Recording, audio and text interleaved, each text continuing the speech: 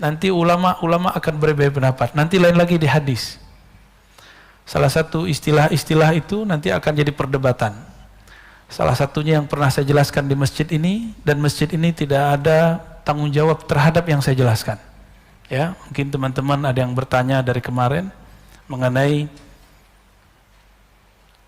hadis akhir zaman, min asyratis sa'ah, di antara ciri-ciri kiamat, ay yaksural jahal, banyak kejahilan, zahir kefasikan, banyak kemudian hal-hal tidak senonoh, wa yaqillur rijal wa taksurun nisa, perempuan sedikit, laki-laki banyak.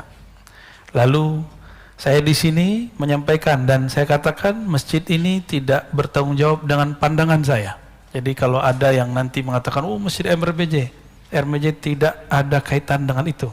Itu mutlak adalah tanggung jawab saya. Jika salah, saya minta ampun kepada Allah. Jika benar, nanti kita lihat saja nanti ke depan. Kan Imam Mahdinya belum ada, belum muncul. Ya, apa kata Nabi? Ini bahasa Arabnya, li khamsina. Ini kurang, geriginya kurang satu. Gak apa ya? Imra'ah al-qayyimul wahid.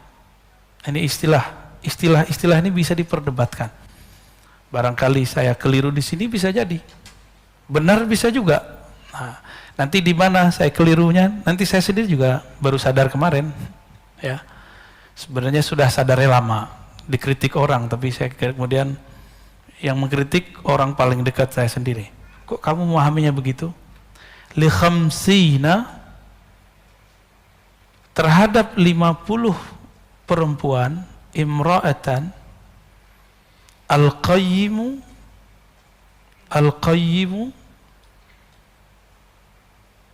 yang qayyim, wahid, satu orang laki-laki.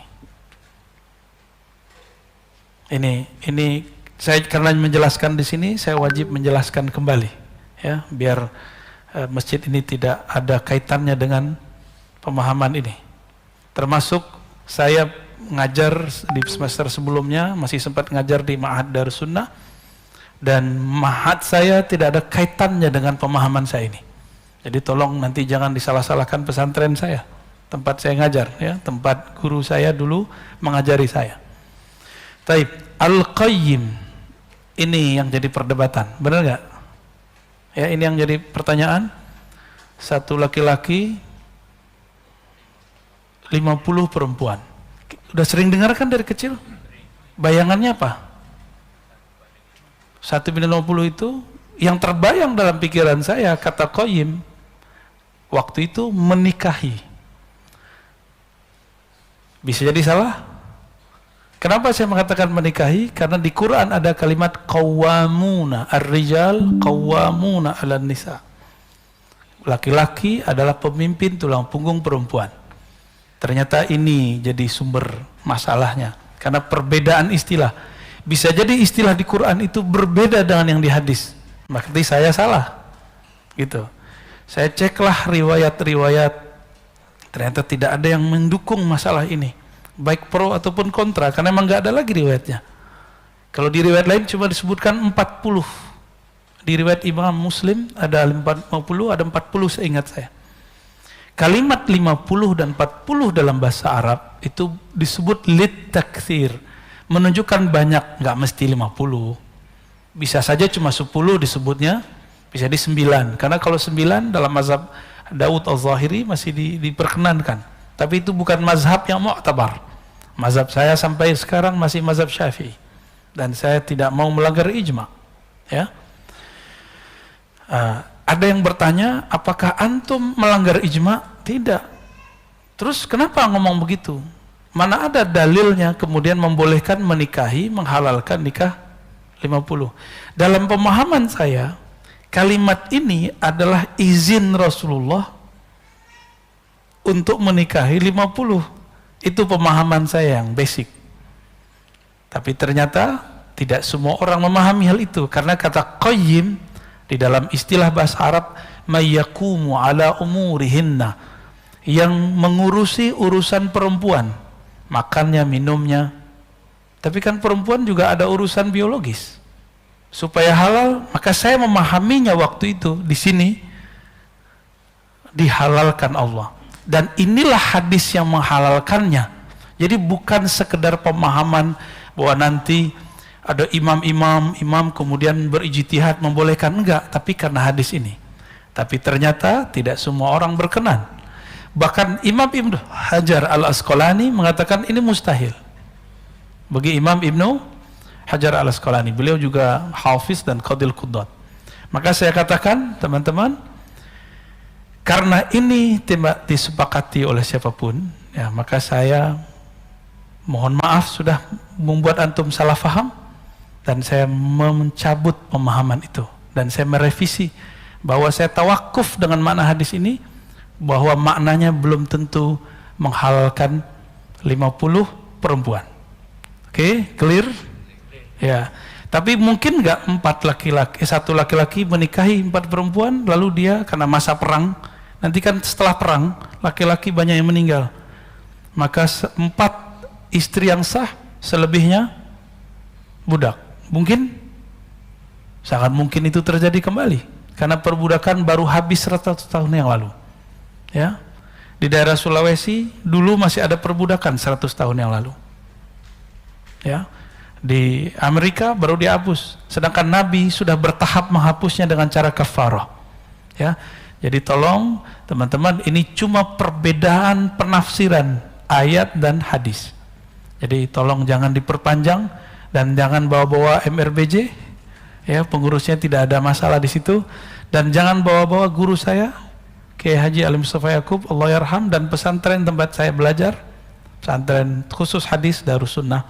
Ya, itu urusan saya dan saya sudah merevisinya malah pagi ini. Ya, Allahumma sholli ala Sayyidina Muhammad.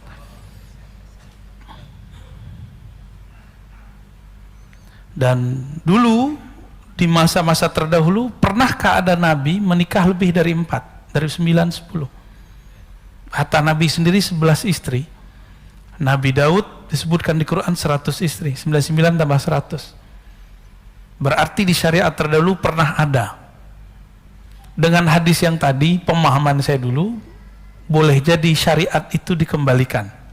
Namun tidak semua ulama kita membahas itu dan memang tidak berkenan.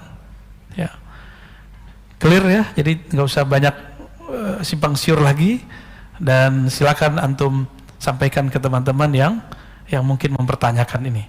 Ini persoalan memahami teks. Siapa tahu satu lafaz di Quran berbeda makna dengan lafaz di hadis. Apalagi zaman ini.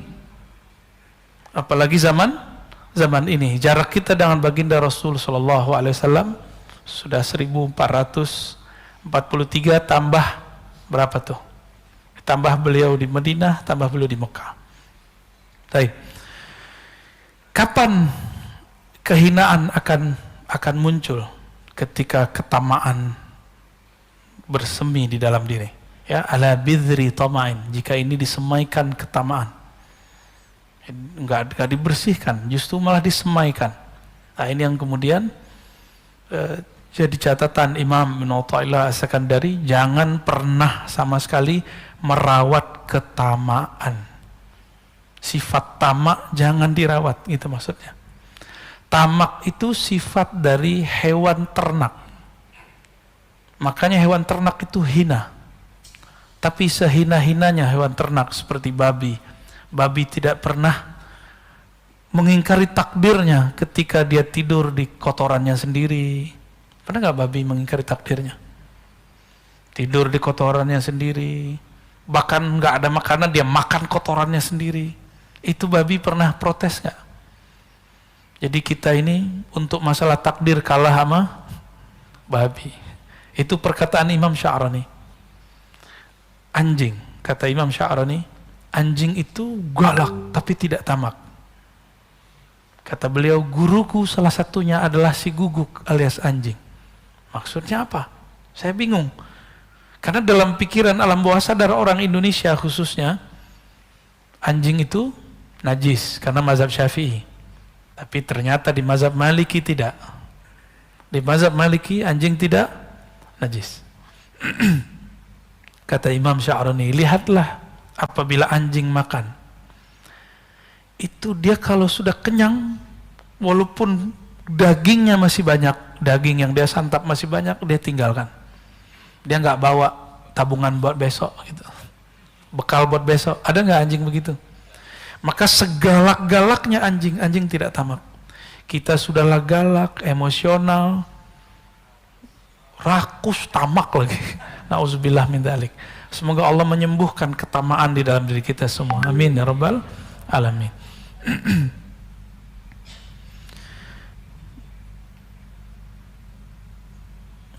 Kita masuk ke 61 ya.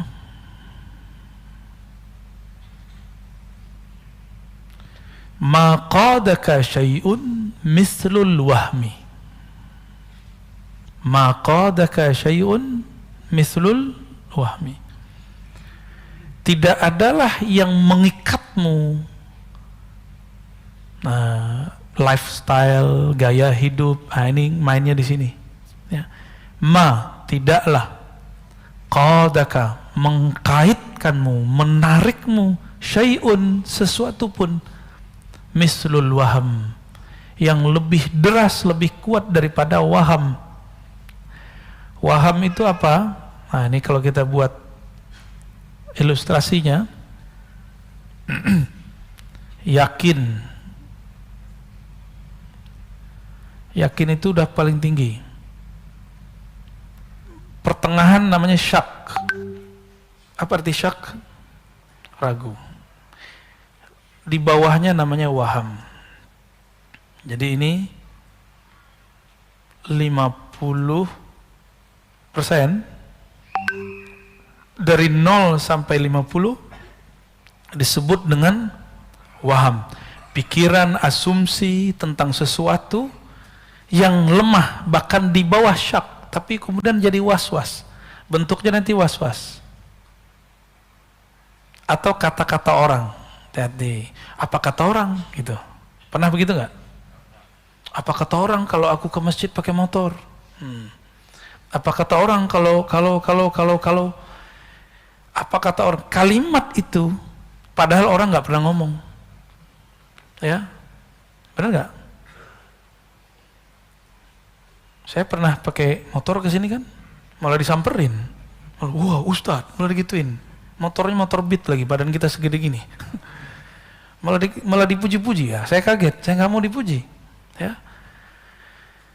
Nggak akan ada, teman-teman, kata orang itu tidak akan pernah sebenarnya mempengaruhi persepsi orang lain terhadap kita. Nah, maka di atas syak inilah harus kita bangun dengan ilmu dari 51 sampai 100. Kalau 100 itu hakul yakin namanya, atau yakin. Ini yang harus kita bangun. Gimana cara membangunnya? Mesti berilmu. Enggak cukup dengan zikir. Saya sudah banyak ketemu ahli zikir tapi was-wasnya tinggi. Lagi zikir pikirannya kemana-mana. Kenapa? Karena kalau zikir main sendiri, kan pegang sendiri, hitung sendiri, sebut sendiri. Bingung apa yang mau dibayangkan. Kan Allah nggak boleh dibayang-bayangin. Benar nggak? Maka lebih enak. Wirid yang paling hebat itu wirid ilmu. Ilmu yang paling tinggi, ilmu mengenal Allah. Ilmu mengenal Allah tidak mungkin kecuali lewat mengenal diri. Diri yang paling hakiki namanya ruh. Itu sebabnya kajian hikam nanti ujungnya ma'rifatur ruh. Kenal ruh, kenal yang meniupkan ruh, Allah Subhanahu wa ta'ala. Ya. Maka mulai pagi ini, coba mulai, kalau zikir la ilaha illallah, katakan, tidak ada tempat aku menggantungkan harapan kecuali Allah. Tidak ada yang memandang kolbuku kecuali Allah. Yang memandang kolbu kita, perasaan kita cuma Allah. Hatta pasangan belum tentu memperhatikan perasaan kita. Anak-anak belum tentu memperhatikan perasaan orang tuanya. Untuk apa orang tua buat rumah besar-besar? Supaya nanti tua bareng dengan anaknya. Tapi ketika anaknya besar, anaknya buat rumah sendiri, gede juga, mikir sama lagi. Itulah anehnya manusia. Sudah kejadian setiap masa begitu, tapi kok masih diulang. Ini anehnya manusia. Pernah lihat rumah tua, bagus, zaman-zaman dulu. Kebayang nggak rumah tahun 50-an, 60-an, itu gede-gede. Tapi sekarang jadi hancur. Nggak ada penghuninya, malah jadi horor. Jadi cerita-cerita horor. Mau bikin rumah horor lagi. Ya. Jadi jangan ngikutin lifestyle, kata orang. Dan di dalam teks yang lain beliau di Hikam mengatakan min jahlil murid, ciri-ciri orang yang benar-benar jahil. Ayyatruka, dia meninggalkan yakinan ma inda, keyakinan yang ada di dalam dirinya. Kira-kira begitu kalimatnya, saya ingat. Karena apa? Karena kata-kata orang. Karena kata-kata orang. Apa yang membuat public figure di Korea Selatan bunuh diri? Karena nggak taat dihujat di sosial media.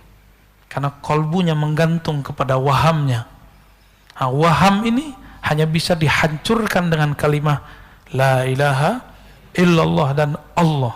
Allah itu diulang terus di kolbu. Maka perlu talqin zikir di situ. Carilah mursyid-mursyid ya, yang bisa mentalkinkan zikir. Semoga Allah membersihkan kolbu kita dari waham. Ya. Dan saya dari dulu mengatakan cari di luar, karena saya tidak terima baiat, meskipun sesekali saya terima talqin. Cuma itu tergantung mood. Mood itu kalau bahasa tasawufnya hal, ya, kondisi rohani. Kalau kondisi rohaninya oke, kita kasih. Ini Pak Bambang berapa lama nunggu? Ada setahun, nggak saya kasih.